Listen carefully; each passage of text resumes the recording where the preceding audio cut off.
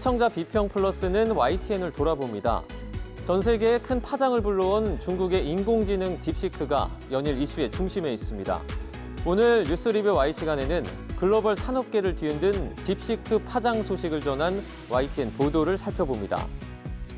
이번 주는 어떤 시청자 의견이 들어왔을까요? 시청자 톡톡 Y에서 확인해 보겠습니다. 잠시 후에 만나보시죠.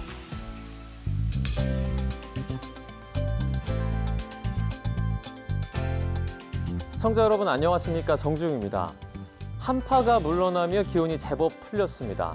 이른 봄을 즐기기 위해 전국 각지 나들이 계획 가지는 분들 많으실 텐데요. 낮에는 온화하지만 아침 저녁으로는 쌀쌀한 날씨를 보이는 만큼 따뜻한 옷차림으로 신경 써서 준비하시길 바랍니다. 그럼 시청자 비평 플러스 뉴스 리뷰 Y로 시작합니다.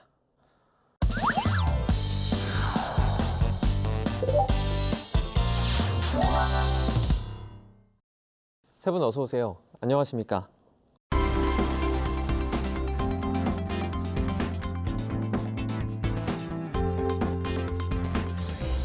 뉴스 리뷰 Y 시작해봅니다. 먼저 조수진 시청자 평가원이 가져오신 오늘의 주제부터 들어봅니다. 중국 AI 딥시크에 대한 관심이 큽니다. 빠르게 변화하는 AI 시장에 적지 않은 긴장 상태를 제공하고 있는데요. 언론은 딥시크 쇼크, 또 돌풍, 충격, AI 전쟁 돌입 등의 제목으로 관심을 고조시켰습니다. 이러한 일련의 과정에서 언론은 어떤 보도 태도를 보이고 있는지 살펴볼 필요가 있는데요. 오늘 뉴스 리뷰와의 시간은 YTN의 딥시크 파장 관련 보도를 살펴봅니다. 중국 인공지능 서비스인 딥시크가 몰고 온 파장이 여전합니다. 지난 설부터 상당히 기사가 많이 났던 것으로 기억을 하는데요. AI 업계 외에도 여러 분야에서 이 긴장감이 고조되고 있지 않습니까? 네, 맞습니다. AI에 대한 관심이 굉장히 뜨거운데요. 발전 속도도 굉장히 빠르죠. 중국의 저비용 AI 딥시크에 대한 관심이 뜨거워졌는데요. 그러다 보니까 이제 관련된 보도가 쏟아지고 있습니다. 언론진흥재단 빅카인즈로 살펴봤는데요. 딥시크 관련 보도에 연관어 이렇게 검색을 해보면은요. 저비용, 중국 인공지능, 또 접속 차단, 트럼프, 반도체, 주식시장 등의 키워드가 눈에 띕니다. AI 기술은 주식시장 또 세계 경제에 큰 여파를 미칩니다. 그래서 다양한 시각에서 분석하는 그런 보도가 필요한 거죠. 구체적으로 이번 YTN의 보도를 좀 살펴보면 먼저 1월 28일 보도입니다. 중국 저비용 AI 딥시크 돌풍, 미 기술주 대거 급락이라는 제목의 보도였습니다. 중국의 AI 딥시크가 챗 GPT를 제치고 미 앱스토어 1위를 차지한 소식을 다뤘는데요. 딥시크가 새롭게 급부상하는 배경을 분석하면서 기술 혁신과 비용 효율성이라는 인공지능 기술의 새로운 패러다임을 부각했습니다.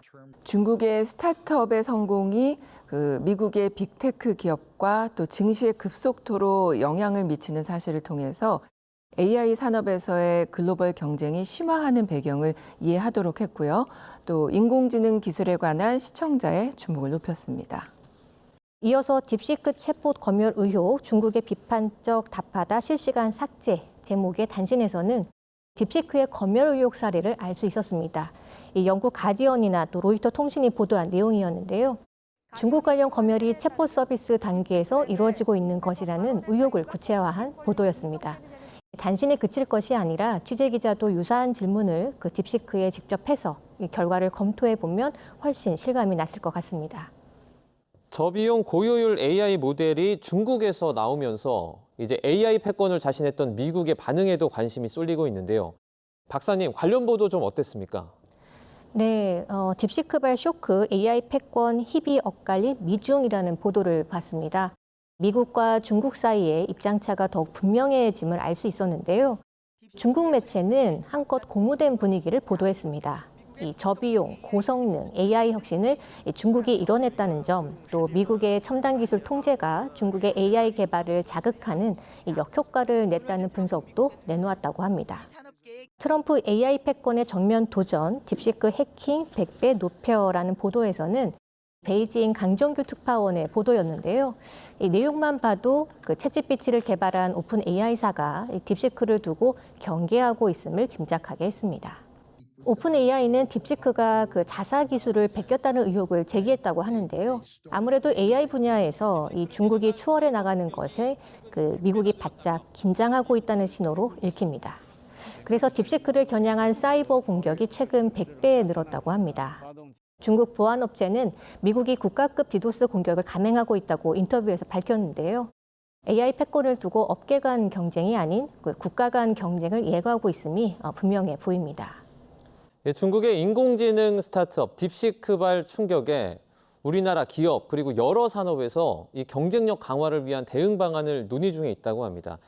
이와 같은 소식을 전한 YTN 보도도 좀 살펴보도록 하죠. 중국 딥시크 충격 AI 인재 전술 개가 한국 비주류 전락 하나라는 보도를 보면 딥시크 출시가 미국 주도의 AI 업계에 왜 충격일까가 이해갑니다. 이를테면 미국은 AI 고성능 반도체라든지 또 극자외선 노광 장비 등 첨단 반도체를 만들 수 있는 장비에 대해서도 수출 규제를 했습니다. 중국에는 군사와 또 감시용 AI 시스템 관련 기술 투자도 전면 금지하거나 제한한 것이 5년째라는 것이죠. 그런데 창립 2년도 안 된 중국 스타트업이 성능과 개발 비용에서 앞서는 인공지능을 공개했으니 미국 업계가 당혹스러워하는 것은 당연해 보입니다. 그렇다면 한국의 AI 경쟁력은 어디에 있는지 궁금해집니다. 보도에서는 한국은 2군에 속하는 국가라고 언급을 했습니다. 하지만 아직은 AI 운영 환경이 부족한 점, 또 AI 분야 전문 인재도 많지 않아서 저변 확대가 필요하다고 지적을 했는데요. 이와 관련해 관련 법 제도의 정비, 또 AI 인재를 양성하고 유출을 막기 위한 국가 차원의 인센티브, 그러니까 과감한 투자도 필요하다고 했습니다. 시청자 입장에서 궁금해할 수 있는 한국 AI 경쟁력에 대한 평가를 알게 해준 보도였습니다. 최근 다른 방송사에서 이 AI 전문 인재 육성이 제한적인 이유를 의대 쏠림이나 또 정부 지원 축소 등을 언급하고 있는데요. YTN에서도 이 AI 업계에서 필요한 인재 육성을 위해서 어떤 조건과 과제가 있을지 점검해보는 대담 혹은 심층 연속 보도를 준비해주면 좋겠다라는 생각입니다. 또 2월 1일 보도인데요. 산업계 딥시크 충격 예의주시 호재될까 악재될까라는 제목입니다. 딥시크의 등장으로 저사양 메모리로 고성능을 발휘한다라는 점을 설명을 했고요. 고성능 메모리 칩 개발에 나선 업계에서는 향후 투자와 생산 계획 등의 차질이 빚어질 가능성을 설명을 했습니다. 해당 이유에 관한 그 악재와 호재 양측의 입장을 다면적으로 다뤄 균형감을 유지를 했고요. 우리나라 기업의 대응 마련을 촉구해서 유용했습니다. 다만 우리 정부에는 어떻게 대비하고 있는지 이게 이제 궁금해지는데요. 기업과의 협력에 관한 정부 입장을 다루는 그런 후속 보도도 이어지길 바랍니다. 또 대외적 악재가 증시와 환율에 미치는 영향을 분석한 보도도 이어졌는데요. 3일 관세 충격에 코스피 2,500 붕괴, 환율 1,470원대라는 제목이었습니다. 미국 관세 현실화로 외국인 투자자 이탈, 또 원화 약세, 반도체주 약세라는 그 인과관계를 명료하게 전달을 하고 시장 변동에 대한 이해를 높였습니다.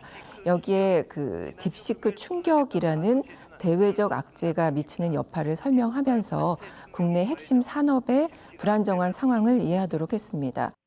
추가로 이제 전문가의 의견이나 향후 관세 협상의 가능성 등 추가적인 시사점도 언급했다라면 더욱 풍부한 보도가 될 수 있을 것 같다라는 생각이 들었습니다.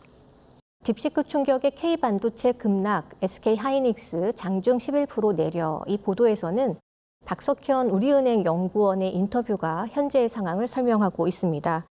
딥시크 부각 이후에 칩 제조업체가 아니라 소프트웨어 개발 업체, 즉 AI 모델을 개발하고 제공해주는 서비스 업체 쪽으로 수익성에 대한 호조세가 옮겨갈 것이라는 전망이 나온다는 것인데요. 이 AI 업계의 지각 변동을 예고했습니다. 또 비슷한 시기에 삼성 이재용 회장의 항소심 선고 공판이 맞물려 관심을 키웠습니다. 사법 리스크 벗어난 이재용, 삼성의 겨울 뚫을까라는 보도에서는 이재용 회장이 부당승계 의혹 항소심에서 무죄를 선고받고 또 이재용 회장 리더십에 큰 흠집이 될 악재를 막았다고 평가했습니다. 리포트 중에 그 삼성에서 이재용 회장의 구속으로 리더십 공백이 누적되었고 이는 삼성의 위기로 이어졌다는 평가가 나오는데 이재용 회장의 공백 때문에 삼성의 위기가 발생했다는 인상을 줄 수 있어 표현에 신중함이 필요해 보였습니다. 그렇지만 앞으로 이 삼성이 고대역폭 메모리 반도체 또 HBM 납품을 위해서는 그 엔비디아 품질 테스트를 통과해야 하는 등 앞으로 스마트폰 외에 새로운 사업 기회를 찾고 또 AI 시장에서 경쟁력도 확보해 가야 하는 숙제를 떠안았다라는 점은 지적해 주어서 공감이 갔습니다. 이제 중국이 인공지능 핵심 기술을 두고 선전포고를 한 만큼 앞으로 이와 관련한 소식이 꾸준히 이어질 것 같은데요. 인공지능이 영향을 미치는 분야가 상당하지 않습니까? 거의 영향을 미치지 않는 분야가 없을 정도라고 저희가 볼 정도인데 실장님, 인공지능 시대에 맞춰서 이제 언론도 좀 재정비를 해야 할 필요성이 있지 않을까요? 예, 맞습니다. 지난해 언론에서 가장 중요한 인공지능 기술을 로이터 저널리즘 연구소에서 꼽았는데 백엔드 자동화 기술을 꼽았거든요. 백엔드 자동화 기술이라는 거는 이제 컴퓨터 소프트웨어 관리에서 제일 마지막 단계를 얘기합니다. 언론에 적용을 시켜보면 뉴스를 번역하거나 교정, 또 키워드를 만들거나 뭐 기사 배치를 하거나 헤드라인 여기까지 이제 진출을 했다는 얘기거든요. 또한 그 언론사에서 인공지능 활용 분야를 살펴보니까 생산 과정에서 그치지 않고 배급, 유통, 소비 단계까지도 인공지능 활용이 이제 시작됐다는 얘기죠. 이제 그만큼 언론사는 이제 더 이상 이 AI라는 것이 선택의 문제가 아니라 이제 필연의 문제가 된 것이죠. 그러다 보니까 굉장히 사실은 언론사나 언론 종사자는 굉장히 불안합니다. 가장 큰 불안은 이 AI가 언론이라는 직업 자체를 없앨 수 있다. 또는 적어도 언론인 또는 언론 종사자의 수를 대폭 감소시킬 수 있다 이런 불안감들이 많아서요. 기자들 사이에서 그 이유 없는 적대감을 표출하는 이런 방식들이 크거든요. 사실은 지금은 그런 단계는 아니고요. 언론인이 AI와 어떻게 차별할 것이냐, 차별화된 역량을 키울 것이냐, 또는 통찰력을 어떻게 구축할 것이냐 이런 부분부터 시작을 해야 된다 이렇게 생각합니다. 언론인이 AI와 어떤 점에서 차별점을 가질 것이냐 이 부분이 중요하다라는 부분까지 말씀을 해주셨습니다. 이어서 딥시크의 개인정보 등에 관한 문제점이 발견이 되면서 이 생성형 AI 사용 시 보안에 유의하라는 보도가 계속해서 이어지고 있습니다. 정부나 기업에서도 사용에 주의를 당부하고 있는데요. 이와 관련한 보도는 좀 어땠습니까?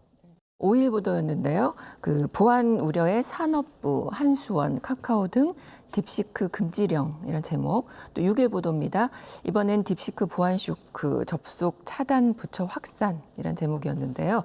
중국의 AI 모델인 딥시크를 통해 개인정보 유출 우려가 확산됨에 따라 민간 또 금융기업 등에서 접속 차단이 이어지고 있다는 소식을 전했습니다. 해당 보도에서는 딥시크가 수집한 정보, 그 이용 약관을 자세하게 보여주면서 어떤 내용들을 수집하고 있고 또 이 과정에서 개인정보가 유출될 수 있는 상황이 있음을 그 자료를 통해서 알기 쉽게 전달해서 도움이 됐습니다. 다만 그 행정안전부와 국가정보원 등에서 생성형 AI 사용에 유의해달라라는 공문을 발송했다라고 전했는데요. 이에 대한 좀 구체적인 내용을 알 수 없어서 좀 궁금했었고요. 또 특히 대부분의 국민들이 이용하고 있는 금융기관들도 이를 차단하고 나선 만큼 현재 개인정보 보안에는 문제가 없는 것인지도 설명이 좀 필요해 보였습니다. 이와 관련해 다른 여러 나라들이 딥시크 사용을 금지하고 있는 이유와 상황도 함께 언급하면 더 풍부한 정보가 제공될 것 같습니다. 네, 관련해서 이런 보도도 있었습니다. 그 전 세계 딥시크 금지령, 키보드 입력 패턴 등 과도한 수집이 문제라는 보도였는데요. 이 딥시크 자체 약관을 보면 다른 생성형 AI 서비스보다 개인정보를 과도하게 수집하는 면을 발견할 수 있다고 합니다. 이 대표적인 게 키보드 입력 패턴 정보 같은 것이라고 했는데요. 기자는 그 딥시크는 이용자가 정보 수집을 거부할 수 있는 그 옵트아웃 조항도 없다고 지적을 했습니다. 딥시크는 이용자 정보를 중국 내 서버에 저장을 하는데 중국의 데이터 보안법은 정부가 자국 기업이 수집한 데이터에 접근할 수 있게 했다라는 것이죠. 즉 중국 정부가 원하면 언제든지 사용자 정보를 들여다볼 수 있다는 점에서 우려가 있다고 지적을 해주었습니다. 옵트아웃 조항의 필수성이나 또 중국의 개인정보보호법에 따른 우려점이 무엇인지 잘 짚어준 보도였습니다. 관련해서 6일 업계와 전문가들이 모여서 국내 인공지능 산업 경쟁력 진단 및 또 점검 회의를 개최했다라는 보도가 타올론에 보도가 됐었는데요. 업계에서 국내 기업이 중국 업체와 격차가 벌어진 이유라든지 또 앞으로 중국에 견주어서 인공지능 개발 역량이 어느 정도라고 평가하는지 논의되었다라고 합니다. YTN 보도에서도 우리나라의 자주적 인공지능 개발이 필요한 것인지 그리고 또 개발을 위한 역량을 갖추기 위해서 어떤 조건과 또 환경이 뒷받침되어야 하는지 분석을 담은 보도가 있어야겠다라는 생각이 들었습니다. 실제로 딥시크 쇼크 이후에 국가 간의 패권 경쟁이 더욱 강화하고 있습니다. 말씀하신 것처럼 윤리 준칙이 시급하지만 사실 생성형 인공지능 개발에 대한 신중 논의 설 자리를 잃어가고 있는 추세인데요. 왜냐하면 발전이 너무 빠르기 때문이겠죠. 이런 실정이지만 언론이 이제 나서서 인공지능 윤리 규제에 대한 논의를 좀 놓치지 않고 조명할 그럴 필요성이 있어 보이는 시점입니다. 실장님께서는 이 부분 어떻게 보십니까? 인공지능 윤리 관련해서 많은 보고들이 있었습니다. 하버드대의 버크만 센터에서 원칙에 입각한 인공지능 보고서를 냈는데 여기에 인공지능에 대한 8가지 핵심 주제별 원칙이라는 것을 제시를 했거든요.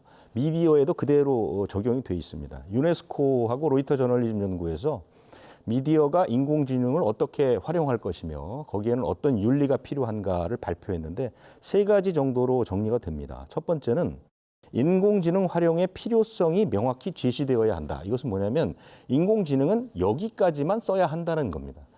인공지능을 무한대로 써서는 안 되고 반드시 인간 생활의 긍정적인 측면에서 제한해야 한다는 것이고요.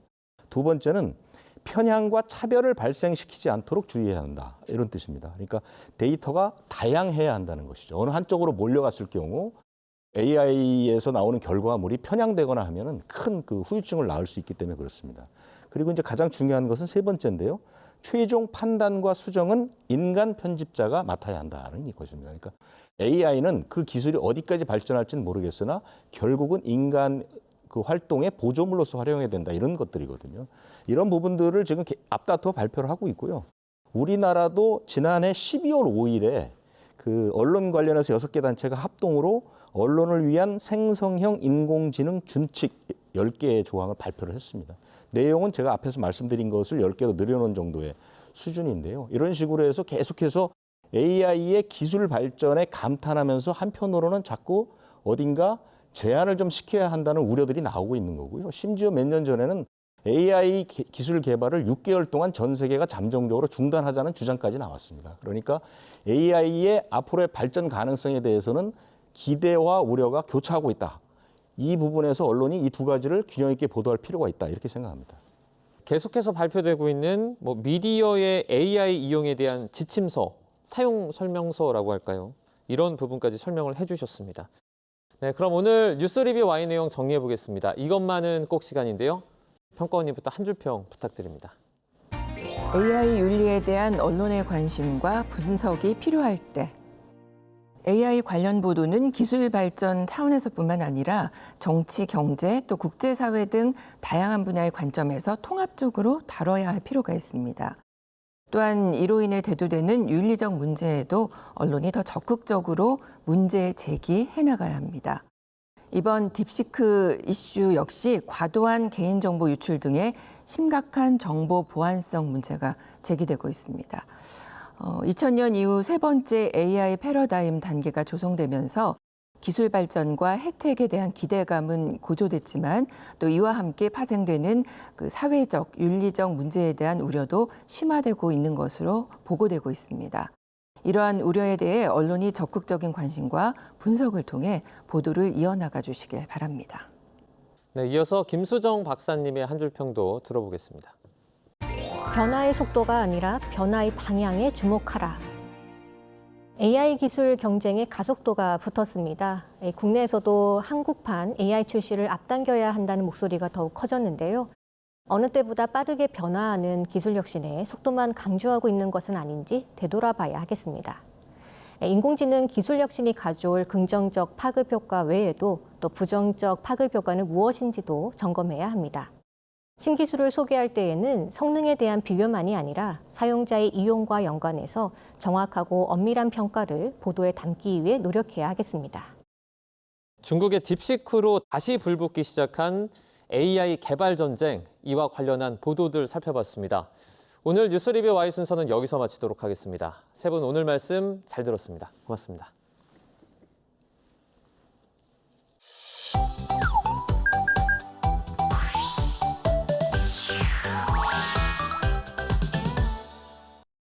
YTN을 향한 시청자 의견이라면 모두 귀 기울여 듣고 답하는 시청자 톡톡 Y 시간입니다.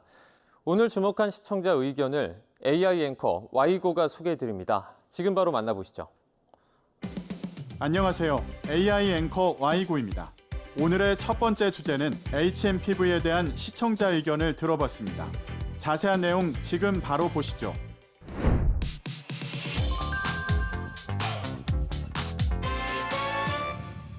중국에서도 겨울철 호흡기 질환 감염자가 급격히 늘면서 진료 대기자가 1,000명이 넘을 정도라고 하는데요.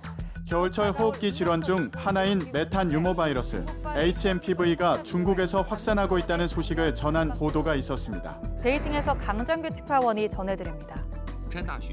병원 응급실에 대기줄이 섰습니다. 안내 창구엔 최소 3시간 이상 기다려야 한다는 표지판을 세워뒀습니다. 미국을 비롯한 서방권에선 코로나19 때처럼 중국발 HMPV 감염 확산 우려를 제기하고 나섰습니다. HMPV가 중국 내에서 확산하자 서방권에서 코로나19 같은 감염 확산 우려를 제기한 상황을 전했는데요. 중국에서 호흡기 질환 환자가 급증하고 있다는 소식을 전했는데 보도에서 언급한 질병인 HMPV에 대한 위험성을 설명했다면 확산 우려에 대한 이해를 높였겠다는 시청자 의견이 있었습니다. 시청자 톡톡Y에서 HMPV가 어떤 질병인지에 대해 알아봤습니다. HMPV는 대부분 호흡기 바이러스처럼 호흡기 비말, 오염 등 물건 접촉 등을 통해 전파됩니다. 감염 시 발열, 기침 가래, 콧물 등 감기와 유사한 증세를 보이고 심한 경우 폐렴 등의 감염을 일으킬 수 있는데요. 현재 해외에서 HMPV가 유행 중인 나라는 미국, 중국, 영국 등입니다. 다만 세계보건기구는 HMPV 검출률 증가를 호흡기 감염병의 계절적 유행으로 판단하고 있는데요. 국내선 2014년부터 제4급 급성 호흡기 감염증 표본감시 대상으로 지정된 바 있습니다. 신종 바이러스가 아닐 뿐더러 중증 위험도에서 지나치게 우려할 필요가 없다는 의미인데요. 의료계 전문가들은 HMPV가 엄연히 새로운 바이러스가 아니며 이미 2001년 네덜란드에서 최초로 분리된 이후 수십 년간 다른 호흡기 바이러스와 함께 감기 바이러스의 한 형태로 알려져 있다고 설명했습니다. 현재까지 HMPV에 대한 전용 백신이나 치료제는 별도로 없습니다. 다만 독감 백신 등 다른 호흡기 질환에 대비한 예방접종을 미리 해두면 여러 호흡기 바이러스가 동시 유행할 때 상대적으로 감염 위험이나 중증화 가능성이 줄어든다는 것이 전문가들의 일반적인 견해라고 합니다. 다음으로 시청자 톡톡 Y 두 번째 주제는 고려 불상에 대한 시청자 의견을 들어봤습니다. 어떤 내용을 담고 있는지 이어서 확인해 보시죠.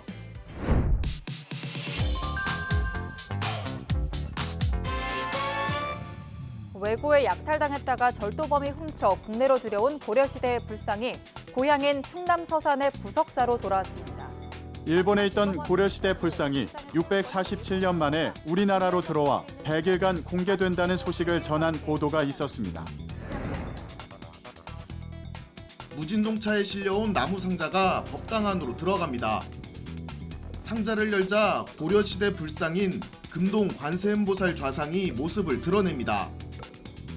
앞서 부석사 측은 불상에서 발견된 결연문을 근거로 반환 요구 소송을 진행했습니다.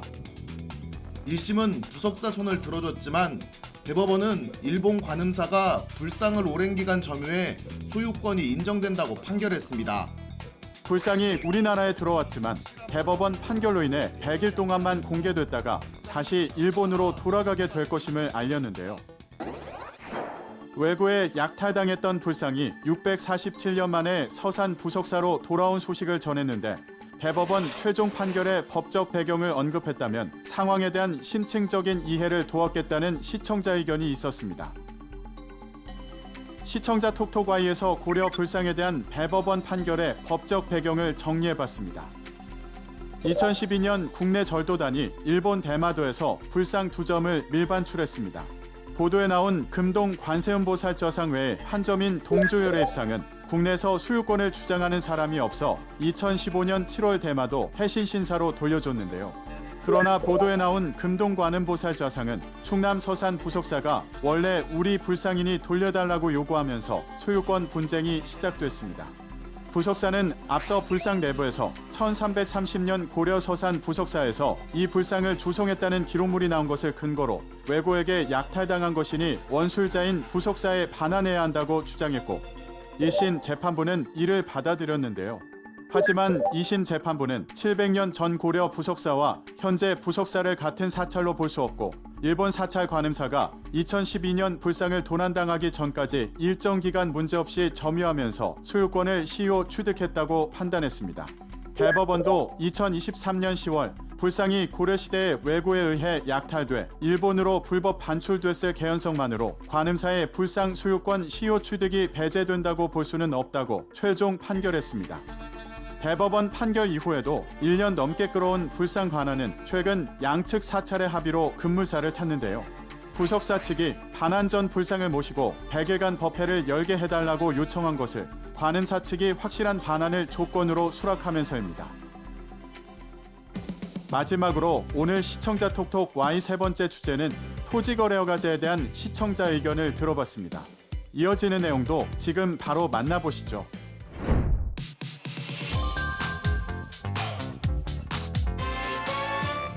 토지거래 허가구역은 개발 호재가 있는 지역에 부동산 투기를 막기 위해 거래 조건을 제한하는 규제죠. 그런데 막상 토지거래 허가제에 대한 시행 결과를 두고 효과보다 부작용이 많았다는 실상을 들여다본 보도가 있었습니다. 김기봉 기자의 보도입니다.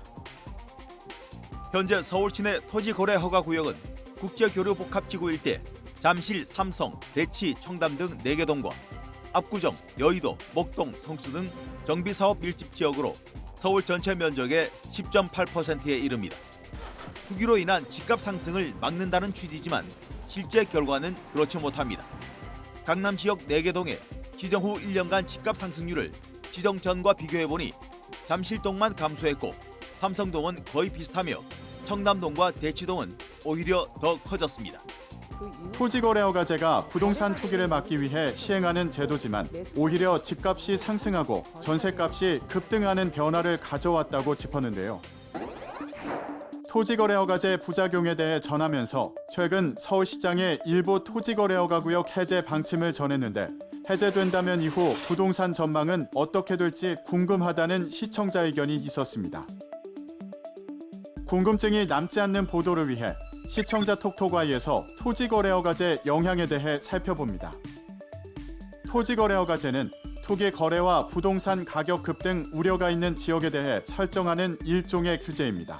이러한 개념은 1978년 개정된 국토이용관리법에서 처음 등장했으며 토지거래허가구역으로 지정되면 일정 규모 이상의 주택, 토지 등을 거래할 때 관할 구청장의 허가를 받아야 하고 구입 후 허가를 받지 못하면 거래는 무효화됩니다.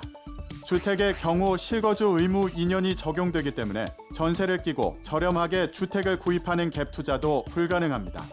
서울시가 강남구와 송파구 일대 토지거래허가구역 해제를 검토하는 것은 약 4년 8개월 만입니다. 전문가들은 토지거래허가구역이 해제될 경우 실거주 2년 의무가 사라지기 때문에 전세를 끼고 주택을 매수하려는 수요가 늘어날 가능성과 원정 투자 수요가 증가할 가능성이 크다고 보고 있습니다. 수요가 늘어나면서 가격은 오르고 거래 조건이 완화되면서 거래량은 늘어날 것으로 전망하고 있다고 합니다. YTN 방송의 부족한 부분을 채우는 시청자 톡톡 Y 시간. 다음 주도 다양한 시청자 의견과 함께 돌아오겠습니다.